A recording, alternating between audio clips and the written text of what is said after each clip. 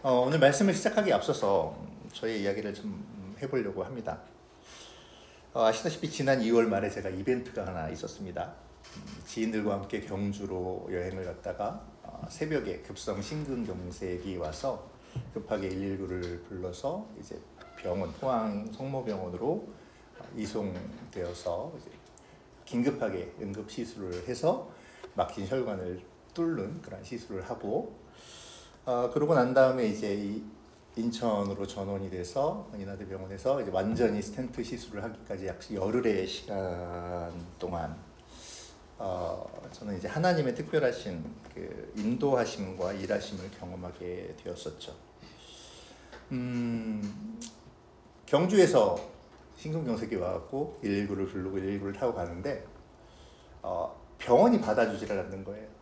동국대병원이나 이런 데 계속 119에서 연락을 하는데 치료할 의사가 없다고 이렇게 오지 말라고 그러더라고요. 그래서 제가 의식이 있었거든요. 그래서 이렇게 119를 타고 가다가 죽을 수도 있겠구나 라는 생각이 들었습니다.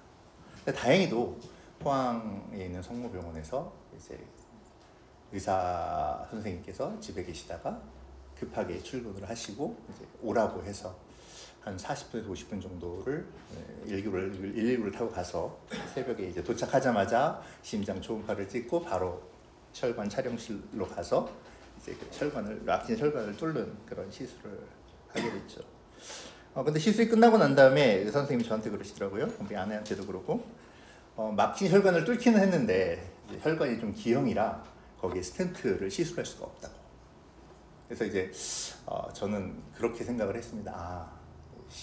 시한폭탄을 이제 가슴에 안고 일단 살아가야 하나 보다. 그러면서 이제 건방지게도 하나님께서 사울에게 이 가시를 주셨듯이 하나님께서 나에게도 심장에 시한폭탄을 주셔서 이제 하나님만을 바라보고 살게 하시려나 보다. 그렇게 생각을 하고 그렇게 고백을 드렸어요. 하나님, 제가 어떤 삶을 어떻게 되든다 하더라도 제가 마음속에 있는 제 심장에 있는 시한폭탄을 기억하고 하나님이 이끄시는 삶을 살 수 있게 하시옵소서. 그렇게 살도록 하겠습니다. 혹시 제가 나아져서 교만해져가지고 이 일을 망각하더라도 이 이벤트를 제가 늘 떠올리고 하나님이 이끄시는 삶을 기억할 수 있게 도와주십시오. 이렇게 기도를 드렸어요. 그리고 이제 인천으로 전원을 해야 되잖아요. 계속 포항에서 이제 그 치료를 받을 수가 없으니까. 인천으로 전원을 하려고 그러는데 의사 선생님이 이제 이 인천에 있는 그 여러 병원들을 이렇게 컨택을 하셨나 봐요. 이제 이 성모병원이니까 인천에 있는 성모병원, 인천 성모병원에도 컨택을 하시고 또 길병원에도 이제 종합병원, 대학병원이니까 길병원에도 컨택을 하시고 인하대병원에도 컨택을 하셨는데 하나같이 얘기가 뭐냐 하면 전공의들이 없어서 인력이 없어서 받을 수가 없다라는 거였어요. 인하대병원에서는 뭐라고 얘기했냐면 올래면 외래로 와라. 그러니까 외래로 와서 걸어 들어와서 초진 진료 그 신청을 하고 기다렸다가 이렇게 매칭이 되면 그때 진료를 받아라. 이런 메시지가 왔던 거예요. 그러니까 이제 포항의 의사 선생님은 지금 제가 이제 그 상황이 나아지긴 했지만 완전한 상태가 아니니까 그렇게는 보낼 수 없다. 응급 전원 아니면 갈 수 없다라는 거예요. 그래서 제가 이제 포기를 하고 있었습니다. 그럼 여기서 어느 정도 뭐 이렇게 응급시술 한 거 지나고 또 이제 제가 한 군데만 막혔던 것이 아니라 다른 곳도 한 80% 정도의 이게 막혀 있었대요. 그래서 거기는 스텐트 시술을 해야 한다고 그러더라고요. 그래서 여기서 그 시술을 받고 그러고 난 다음에 퇴원해서 올라가서 외래로 가서 이제 진료를 받아야겠다라고 포기하고 있었습니다. 그 어떤 방법도 이제 의사 선생님 말씀하시기를 당신들이 이제 알아서 서울에 있는 유명한 병원들을 컨택해서 갈 수 있으면 가라. 그런데 응급 전원, 그러니까 여기서 앰뷸런스를 타고 응급실로 가는 그런 전원이 아니면 보내줄 수 없다라고 얘기를 하더라고요. 근데 저희가 무슨 백이 있겠습니까? 아는 사람이 있겠습니까? 있다고 하면 하나님 백밖에 없잖아요. 그래서 그냥 포기하고 있었는데 이것도 하나님의 이끄심이겠거니 라고 하고 이제 포기하고 있었는데 생각지도 않았던 그러한 일들이 이제서부터 시작되는 거예요. 하나님께서는 모든 것들을 다 막으시고 할 수 없음을 보여주시고 나의 힘으로 너의 힘으로 하지 못한다라는 걸 보여주시고 그러고 난 다음에 일하시더라고요. 아내의 지인의 지인 그리고 그 지인의 지인이라는 4단계를 거쳐서 저와 일면식도 없는 사람들이 저보다 더 저를 위해서 애쓰게 하셨습니다. 저는 그러한 일련의 사건들을 보면서 그래, 하나님의 일하심은 바로 이것이지. 자기의 힘과 자기의 능력으로 무언가를 하려고 하는 것이 아니라 아무것도 할 수 없는 그러한 내려놓음 속에서 하나님의 일하심이 시작되지라는 것을 느꼈습니다. 그리고 무엇보다 중보기도의 힘이 얼마나 큰가라는 것을 느꼈어요. 뒤늦게 알게 된 사실이지만 이 아내의 지인의 지인 되시는 분, 아내의 지인의 그 지인 되시는 분이 인하대 병원의 정형외과 과장님이셨대요. 근데 어떻게 알게 됐냐면 아내의 지인의 직장의 상사의 같은 등산 모임에 다니시는 분이 인하대 그 정형외과 과장님이셨던 거예요. 그러니까 그 얘기를 듣고 이 과장님이 어떻게 하셨냐면 독일에 있는 이 저를 시술하신 그 교수님한테 계속 문자를 보내셨나 봐요. 이 사람 내 친구인데, 나랑 정말 친한 친구인데 이 사람이 지금 이런 위치에서 포항에 있으니 네가 와서 좀 시술을 해야 된다. 계속 그렇게 저한테 그러더라고요. 아우, 독일에 있을 때 얼마나 나를 괴롭게 했는지 모른다. 근데 그분이 저를 모르거든요. 근데 자기가 저를 친구라고, 내 친구인데 네가 시술을 꼭 해줘야 된다고 그렇게 독일에 있는 사람에게 문자를 보내신 거예요. 그래서 이분이 어떻게 했냐면 결국은 돌아오는 날, 그러니까 제가 시술 받은 날, 인하대 병원에 올라와서 시술 받은 날, 그날이 귀국하는 날이었어요. 귀국하자마자 집으로 가는 게 아니라 그 여독이 풀리기도 전에 병원으로 와서 저를 시술을 한 거죠. 그리고 그 전에 이미 응급실과 이 혈관 촬영실에 다 지시를 해놓은 거예요. 토요일 날 내가 월요일 날 갈 거다. 그리고 월요일 날 포항에서 환자가 올라올 거다. 그 환자를 내가 바로 시술할 거니 너희들은 준비해 놓고 있어라 라는 지시까지 이미 토요일 날 다 내려오는 거예요.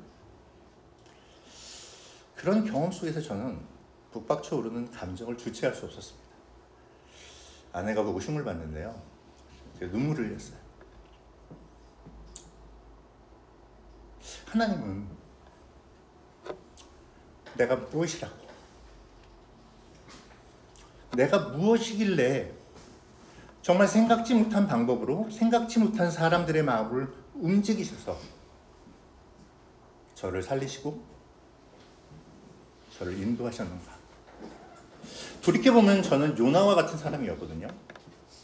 하나님의 종이라고 하면서 하나님의 어떠한 그런 말씀을 전하는 사람이라고 하면서 말씀은 번지르하게 전하면서 사실상 제 마음속에 불만이나 응어리가 질 때면 하나님께 따지고 하나님께 원망하고 하나님 앞에 정말 그 어떤 이 불순한 그러한 마음들을 품었던,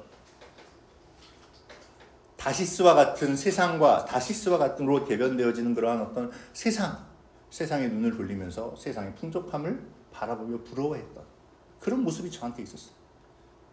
근데 그렇게 정말 불순종하고 못나고 그런 종을 하나님은 도대체 무엇이라고 그런 말도 안 되는, 정말 은혜 아니면 설명되지 않는 그러한 역사들을 통해서 인도하셨는가.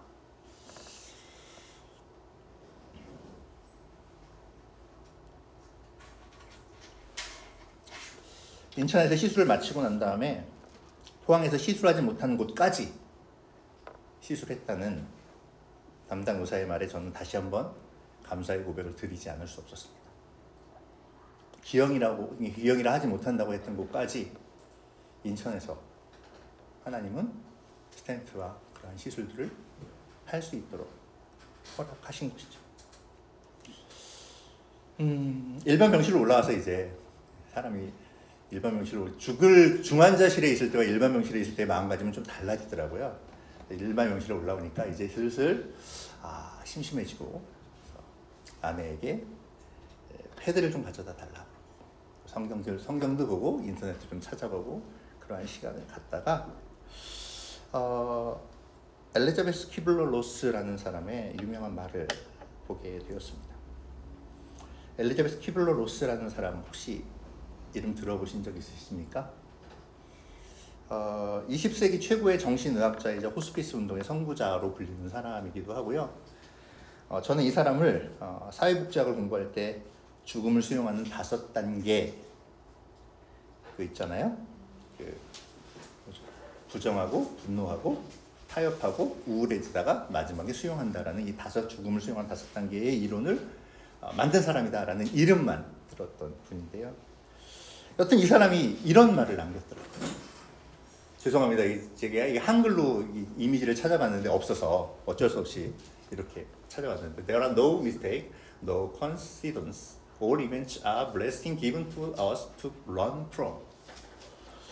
발음이 별로 안 좋습니다. 모든 사건은 우연이나 실수 혹은 잘못으로 일어나는 것이 아니라 그 사건을 통해 우리가 배움을 얻을 수 있도록 주어지는 축복이다 라고 이분이 말을 남겼더라고요. 저는 키블러-로스의 이 말을 생각하면서 이번에 저 자신에게 일어난 사건들을 통해서 주님의 이끄심을 다시 생각하며 내가 무엇을 하는 사람인가? 나는 무엇을 해야 하는가? 그보다 먼저 어떻게 하나님의 임재 앞에 설 것인가에 대한 깊은 인식을 다시 한번 갖게 되었습니다. 자, 이런 생각을 가지고 오늘의 본문의 이야기를 좀 시작해 보려고 합니다. 지금 이스라엘은 블레셋과 전쟁 중입니다. 그리고 오늘 본문은 엘라 골짜기의 전투를 서술하고 있죠. 블레셋은 해양 민족으로 지중해 바닷가 쪽에 위치한 족속이었습니다. 그리고 이 블레셋이 지금의 팔레스타인의 어원이 되기도 하죠. 사실 이 블레셋은 엘라 골짜기는요 지형적으로 매우 중요한 위치에 있었습니다. 지형적으로 보면 이 엘라 골짜기는 이스라엘로 가는 관문과도 같죠. 여기가 뚫리면 바로 예루살렘과 헤브론이 바로 함락되게 되어 있습니다. 지정학적으로 매우 중요한 위치에 있는 곳이죠. 그러니까 이곳이 정말 치열한 전장이 될 수밖에 없습니다. 그런데 이 블레셋이 지친 곳의 지명이 좀 특이합니다. 1절을 보니까 그들이 지친 곳이 소고와 아세가 사이 에베스 담밈이라고 기록하고 있는데요. 소고는 경비하는 곳이라는 의미를 가지고 있다고 합니다. 아세가는 성벽으로 둘러싸인 장소라는 의미를 가지고 있다고 해요. 그리고 에베스 담밈은 피가 없는 곳, 그러니까 피를 흘리지 않는 곳이라는 의미를 갖고 있다고 합니다. 그러니까 지금 이 블레셋이 진치고 있는 곳은 확실한 승리를 보장하는 곳이라는 의미를 가지고 있다는 것이죠. 아마도 이곳은 천혜의 요새처럼 전쟁에 아주 유리한 지형이었었던 것으로 생각됩니다. 블레셋은 이 확실한 승리의 지역을 선점하고 지금 이스라엘을 압박하고 있는 거죠. 이런 첩첩산중과도 같은 상황, 사면초가와도 같은 상황에서 이스라엘은 지금 절망하고 있습니다. 목숨을 걸고 싸우지만 반드시 승리한다는 보장이 없는 그러한 위태로운 상황 속에서 점차로 침체되어지고 절망스러운 상황 속으로 빠져들고 있는 것이죠. 앞으로 갈 수도 없고 후퇴할 수도 없는 그러한 난처한 상황 속에서 이스라엘은 지금 전쟁을 앞두고 있습니다. 여기에 설상가상으로 골리앗이라는 장수가 나와서 싸움을 걸죠. 그런데 그 키가 오늘날로 환산하면 약 290cm 정도 된대요. 거의 3m에 육박하는 거인이라고 볼 수 있겠죠. 목소리도 우렁찼고 또 갑옷과 투구 무장한 무기를 보면 이거는 뭐 정말 감히 누군가 대적하려 할 수 없는 그러한 공포스러운 존재였습니다. 사울왕이 처음 왕이 될 때 사울왕을 어떻게 표현하죠? 다른 사람보다 어깨 위에 크더라 라고 이야기를 합니다. 그러니까 사울왕도 굉장히 큰 사람이었어요. 그런데 오늘 골리앗은 사울이 감히 비견할 수 없는 그러한 거대한, 정말 보는 것 자체만으로도 공포심이 막 솟아나는 그러한 어떤 그 공포의 대상이었다라는 것이죠.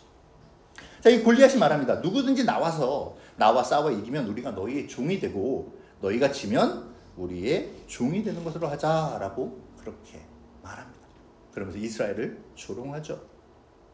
그런데 이스라엘 편에는 아무도 상대할 사람이 없습니다. 11절에 보니까 이렇게 얘기합니다. 사울과 온 이스라엘이 블레셋 사람의 이 말을 듣고 놀라 크게 두려워하니라. 사울조차도 골리앗을 두려워하는 상황입니다. 나서는 사람도 없고 내보낼 사람도 없는 아주 절체절명의 상황. 어떻게 할 수 없는, 자신이 믿는 하나님의 어떠한 그러한 이름이, 이스라엘이라는 이름이 모욕을 당하고 그렇게 막 그 업신여김을 당함에도 불구하고 어찌할 수 없는 그러한 상황, 그런 상황 속에 이스라엘은 놓여 있다라는 거죠. 혹시 우리도 이런 상황에 놓여 있을 때가 있을까요? 무언가 해야 하는 상황인 건 분명한데 할 수 있는 엄두가 나지 않는 상황.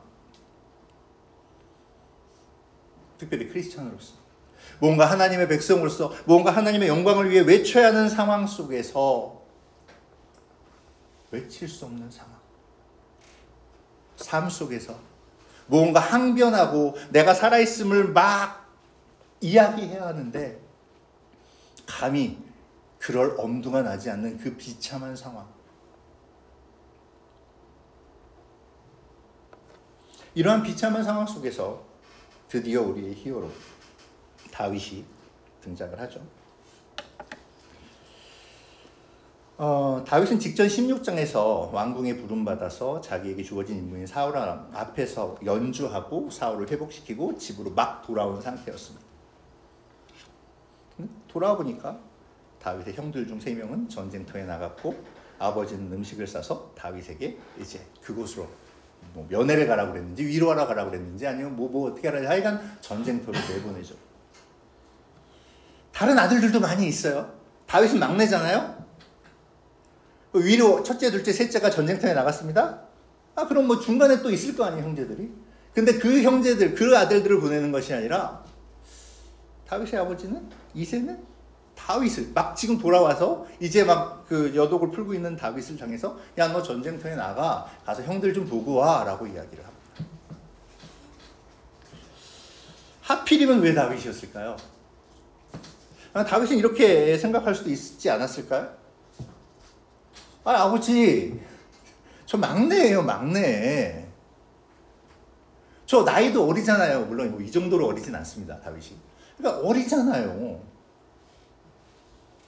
형들도 있잖아요. 그리고 저 지금 이제 막 사울왕 거기에서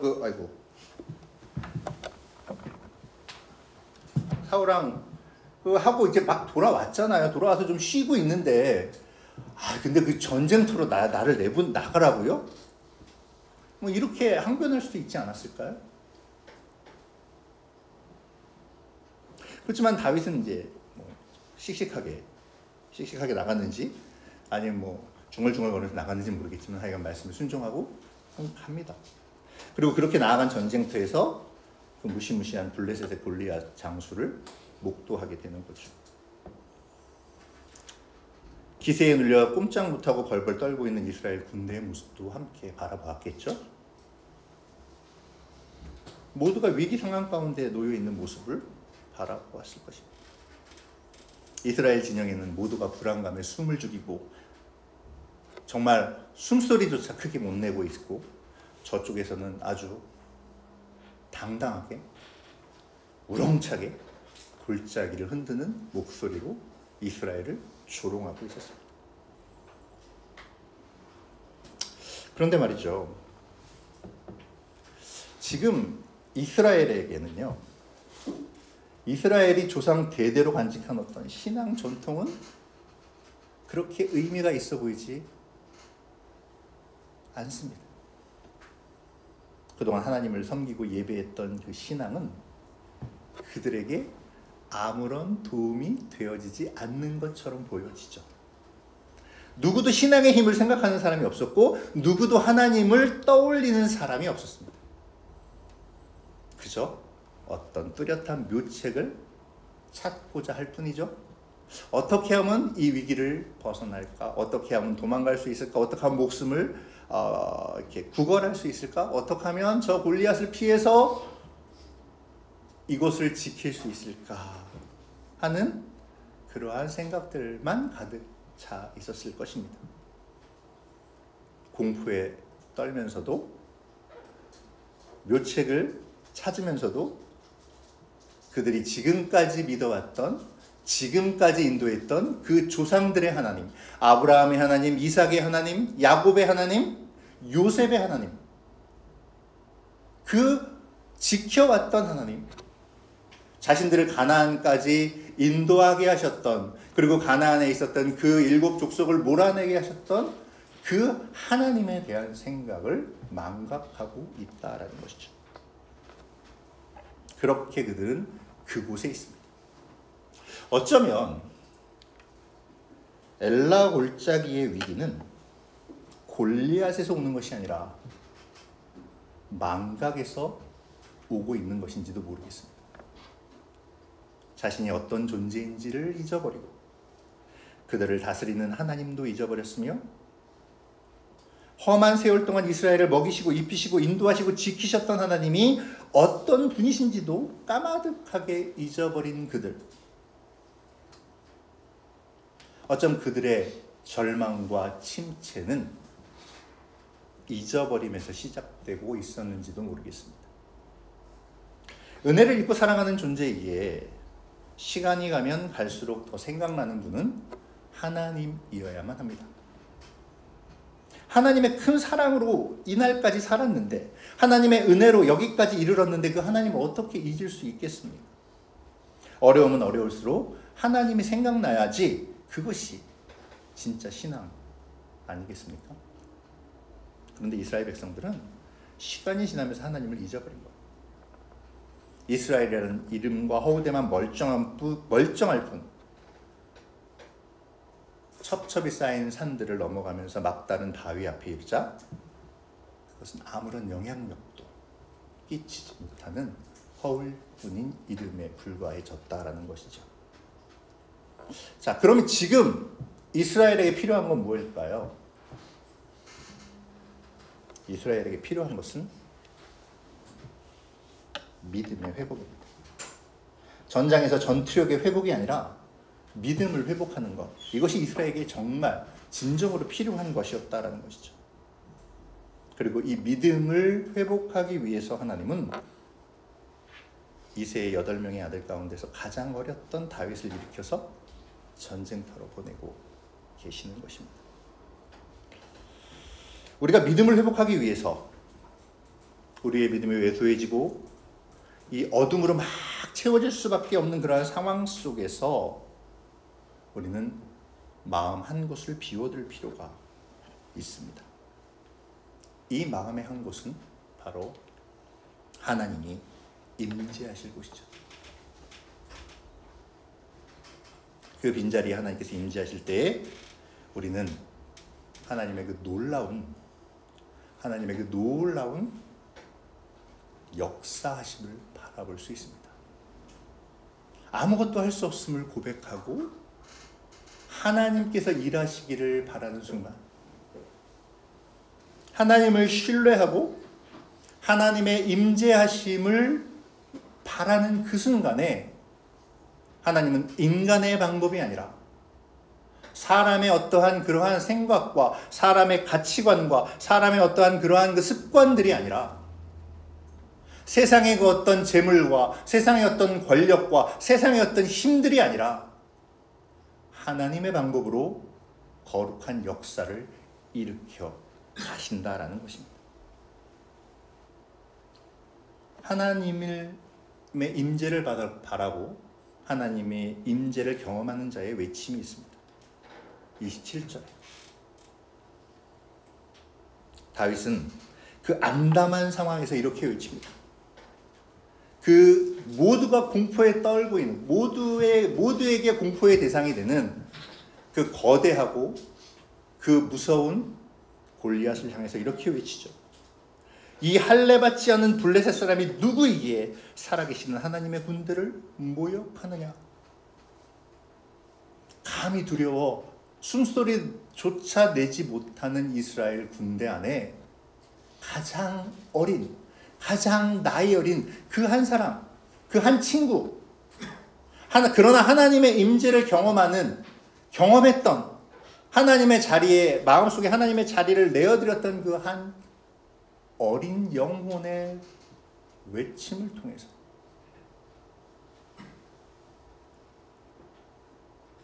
하나님은 하나님의 임재하는 자들의 삶을, 방향을 가르쳐주고 계십니다. 다윗이 모두가 빠져든 침체의 늪에서 벗어날 수 있었던 이유 무엇일까요? 하나님의 임재했기 때문입니다. 그리고 하나님의 임재로 말미암아 자신의 자의식이 분명했기 때문입니다. 다윗의 외침을 다시 볼까요? 이 할례 받지 않은 블레셋 사람이 누구에게 살아계시는 하나님의 군대를 모욕하느냐? 자기 자신을 뭐라고 표현하고 있습니까? 일개 다윗이 아닙니다. 어린 소년이 아닙니다. 살아계신 하나님의 군대랍니다. 살아계신 하나님의 군대, 그 자체만으로 이미 이 싸움은 승리의 싸움이 되어버린 것이죠. 전쟁은 우리에게 속한 것이 아니라 하나님에게 속했다라는 것을 인정하는 순간, 하나님의 도우심과 하나님의 함께하심을 신뢰하는 순간, 그 싸움은 나의 싸움이 아니라 하나님의 싸움이 되고, 그 싸움은 절대로 질 수 없는 전쟁이 되는 것입니다. 형들은 비웃고 조롱합니다. 너 조그만 애가 어떻게 거기 나가려고 그래? 너 하지마. 아니, 말립니다. 만류합니다. 그러면서 조롱하죠. 그 소리에 사로잡혀 그도 무너질 수 있었습니다. 숨소리조차 내지 못하는 공포감, 그 공포감 속에서 다윗도 함께 무너질 수 있었습니다. 그러나 그는 그렇지 않았습니다. 그 이유는 자기가 누구인지에 대한 분명한 자의식. 나는 하나님의 백성이다. 하나님의 사람이다. 하나님의 군대다. 하나님이 나와 함께 하신다라는 이 자의식을 분명히 갖고 있었기 때문에 그렇다는 것입니다. 사랑하는 성도 여러분, 무너지려고 할 때마다 자기가 누구인지를 생각해 보십시오. 낙심되고 낙마하게 될 때, 무기력함에 몸을 떨어야 할 때 내 자신이 누구인지를 기억할 수 있었으면 좋겠습니다. 그리고 이 다윗의 외침은 사울 왕에게 전달됩니다. 처음에 사울 왕은 이렇게 얘기하죠. 내가 가서 저 블레셋 사람과 싸울 수 없으리니 너는 소년이요 그는 어려서부터 용사임이라. 너 너무 어리다. 너 가면 어떡해. 너 가서 어떻게 저 골리앗하고 싸울 거야. 나도 무서운데. 어쩌면 이 판단이 정확한 판단일 수도 있습니다. 지금 생사가 달린 전쟁터에서 믿음 타령할 계제가 되지 못한다고 여겼을 수도 있습니다. 그렇죠? 지금 이 싸움이 뭡니까? 이 1대1, 다윗과 골리앗의 1대1의 싸움이 뭐예요? 아까 골리앗이 얘기했잖아요. 나와 싸워서 너희가 나를 이기면 우리가 너희 종이 될게. 그러나 내가 너 그 대표를 이기면 어떻게 해요? 너희가 내 종이 된다. 이스라엘이 없어진다는 거예요. 나라에 지금 명운을 걸고 싸워야 되는 그 1대1의 싸움에 다윗이 나가겠다라는 거예요. 그래 나가라 라고 이야기하는 것이 정상일까요?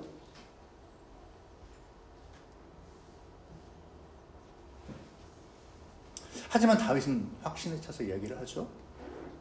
나갑니다. 하나님이 나와 함께 하십니다. 그 확신에 찬 대답이 사울의 희미했던 믿음과 정신을 온통 흔들어 놓습니다. 사울 왕은 다윗을 알아보죠.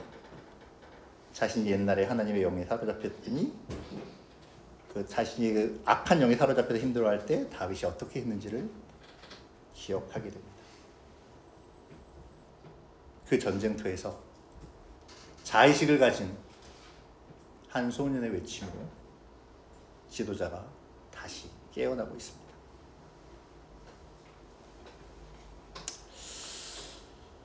사울은 이제 다윗에게 자신의 갑옷과 자신의 어떤 무기들을 다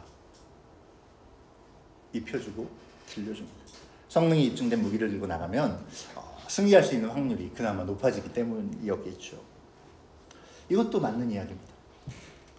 튼튼한 인맥을 구성하고 좋은 거래처나 바이어를 만나고 자금줄이 튼튼함은 사업을 일으키는데 훨씬 더 쉽겠죠. 그렇지 않아도 우리 아까도 얘기했지만 백이 있으면 아니면 여러 가지 어떤 내가 재주가 있으면 세상을 살아가는 데 있어서 훨씬 더 쉬운 그러한 삶을 살아가게 될 수도 있을 것입니다. 그러나 그것만이 전부가 아니라는 것, 이것을 아는 것이 그리스도인이겠죠. 임금님의 갑옷을 입고 무기를 든다는 것, 그 막중한 임무를 맡는다는 것, 그보다 더 좋은 어떤 그 장비가 있을까요? 그보다 더 영광스러운 일이 있을까요? 이스라엘의 대표로 싸우게 되는 그 막중한 임무 속에서 왕의 갑옷과 왕의 무기를 든다는 그것만으로도 큰 영광이고 영예고 또 어떤 든든한 어떤 그러한 저기가 될 수 있었을 것입니다. 그런데 믿음으로 우뚝 서 있던 다윗에게 그것은 오히려 더 불편한 것이었죠. 그래서 다윗은 그것들을 내려놓습니다. 세상적으로 볼 때 왕의 갑옷 가장 튼튼하겠죠. 세상적으로 봤을 때 왕의 무기 가장 강한 무기였을 것입니다. 그런데 다윗은 그것을 지금 겸허하게 내려놓습니다. 그리고 그는 오히려 그가 양을 칠 때 들었던 막대기를 들죠. 시냇가에 내려가 그곳에 작은 물맷돌 5개를 골라 담습니다. 유진 피터스는 이 장면을 이렇게 표현합니다. 긴 창과 번뜩이는 칼이 숲을 이루는 곳에서 시냇가에 무릎을 꿇었다. 돌을 고르면서 다윗은 시냇가에 무릎을 꿇고 있습니다.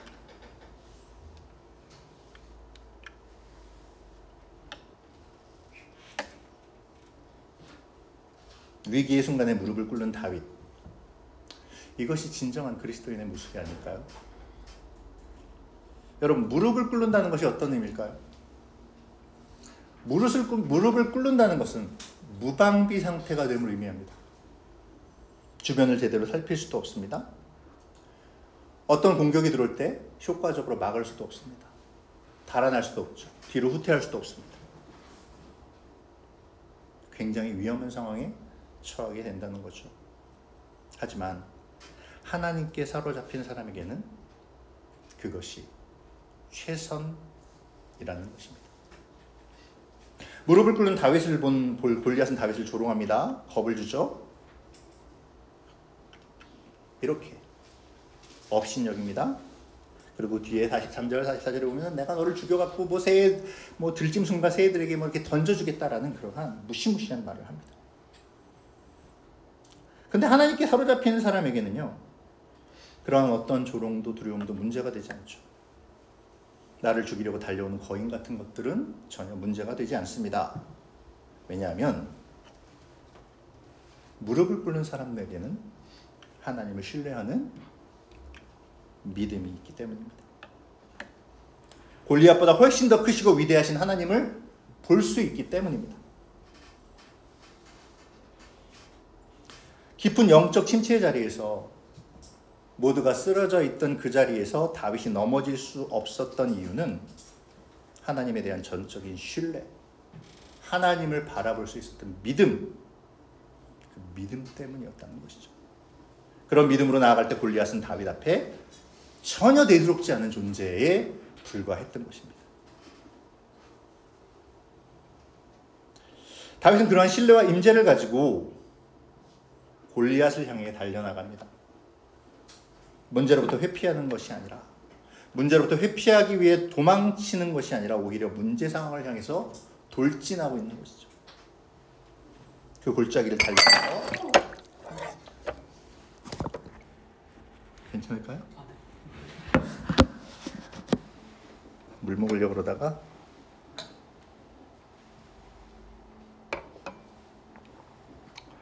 고백합니다. 너는 칼과 창과 단창으로 내게 나아오지만 나는 만군의 하나님, 곧 내가 모욕하는 이스라엘 군대의 하나님의 이름으로 내게 나아가노라. 그리고 오늘 여호와께서 너를 내 손에 넘기시리니 여호와의 구원하심이 칼과 창에 있지 아니함을 이 무리에게 알게 하리라. 전쟁은 여호와께 속한 것인즉 그가 너희를 우리 손에 넘기시리라.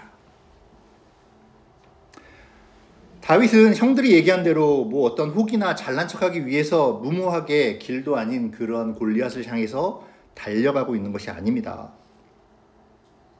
그는 그곳에 함께 계시는 하나님과 함께 달려가고 있습니다. 하나님을 신뢰하는 믿음으로 달려가고 있습니다. 형들은 어쩌면 온 군대 앞에서 벌이는 이 막내의 주제넘은 행동에 당혹스러움을 느꼈을지도 모릅니다.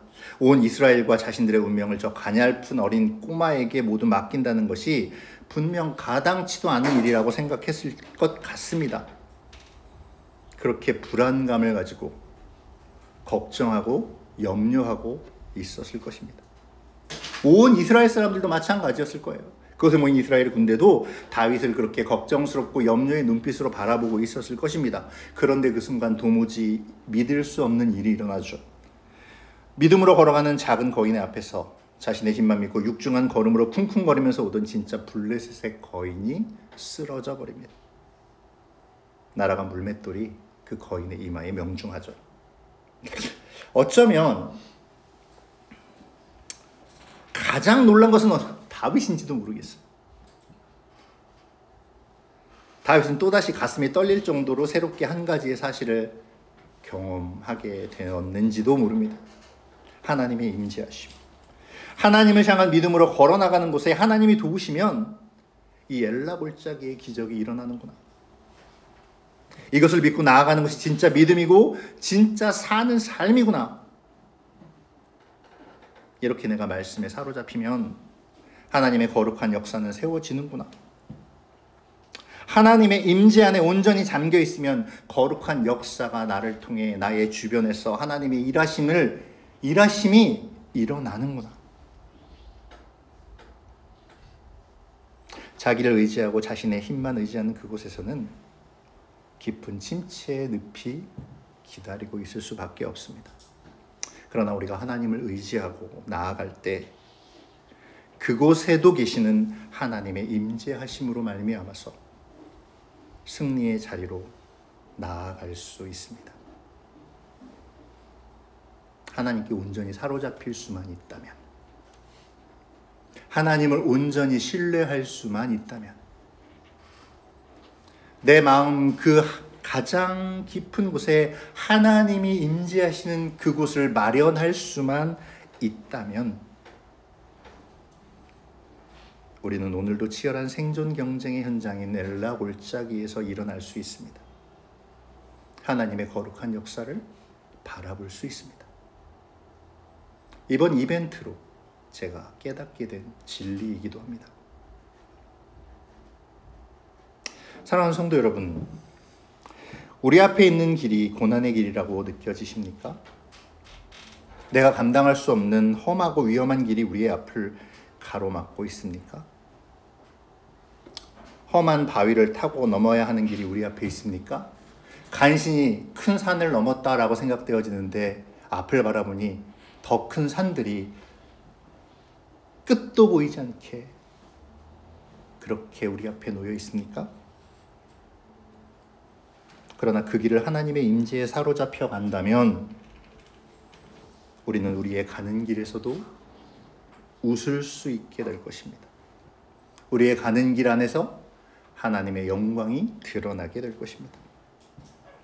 쓰러질 수밖에 없는 자리지만, 포기해버리고 싶은 자리이지만, 모두가 넘어져 있는 자리이지만 하나님을 신뢰하며 하나님과 함께하는 사람은 그 자리에서 일어날 수 있습니다. 그런 자리에서도 쓰러지지 않을 수 있습니다. 그 누구도 이길 수 없다라고 말하는 상황에서도 하나님의 임재를 바라고 하나님의 임재를 바라고 그 임재를 느끼는 사람은 벌떡 일어나 달려갈 수 있습니다. 엘라 골짜기는 누구에게나 찾아옵니다. 누구도 낙심할 수 있고 누구도 넘어질 수 있습니다. 누구나 방황할 수 있고 누구나 염려할 수 있습니다. 그러나 하나님을 신뢰하면서 믿음으로 달리기를 작정하고 이를 악물고 달려가는 사람은 승리할 수 있습니다. 엘라 골짜기는 깊은 침체의 자리였지만 하나님을 신뢰하고 하나님을 바라보고 하나님의 임재를 느끼고 하나님의 인도하심을 이끄심을 따라가는 사람에게는 전혀 문제가 되지 않았습니다. 오히려 그 절망의 골짜기는 승리의 골짜기가 되었습니다. 그리고 그런 사람을 통해서 절망 속에 있는 수많은 사람들이 하나님의 영광스러운 승리를 바라볼 수 있었습니다. 하나님 앞에서는 우리가 상상도 할 수 없는 무한한 삶이 예비되어 있습니다. 오늘 우리가 다윗처럼 하나님의 임재의 장소를 마련할 수 있다면, 하나님의 일하심을 신뢰할 수 있다면, 우리의 생각과 아집, 세상의 주인 삼은 그러한 모든 것들을 내려놓을 수 있다면 오늘부터 우리의 삶은 다시 시작될 수 있습니다. 이끄시는 삶을 경험하며 거룩한 역사의 주인공이 될 수 있습니다. 오늘 하나님의 백성된 우리 모두가 각자의 엘라 골짜기에서 다윗처럼 일어나 하나님이 주시는 거룩한 역사의 새로운 소망을 바라보며 이끄시는 삶을 살아가기를, 그렇게 소망과 승리의 거룩한 역사를 만들어 가시기를 주님의 이름으로 축복합니다. 기도하겠습니다.